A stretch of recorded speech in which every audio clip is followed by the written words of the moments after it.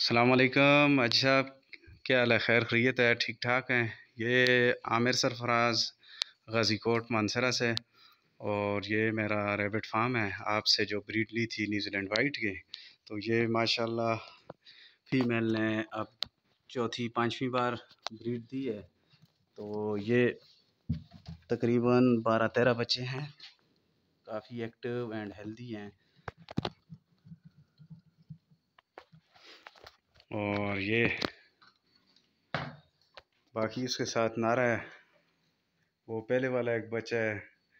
और ये पहले फ्लाग के बाकी बच्चे हैं। और ये दूसरे फ्लाग के हैं, ये तीसरे फ्लाग के हैं। ये मैंने अलग-अलग किए हैं। नर ये आपस में लड़ रहे थे।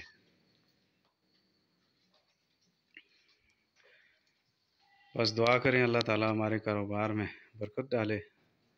तो इंशाअल्लाह अनकरीब ये जो पहले वाला फ्लाग है, ये वाले, ये इंशाअल्लाह 2500 ग्राम के करीब हो गए हैं। तो जल्द ही इंशाअल्लाह इनका वज़न 3500 ग्राम का होगा। तो फिर इंशाअल्लाह हम सेल के लिए लेके आएंगे।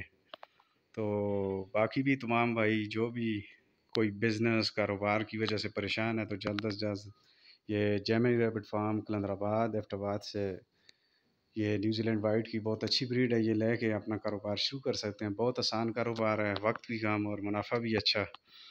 तो बस दुआओं में याद रखना। वस्सलाम।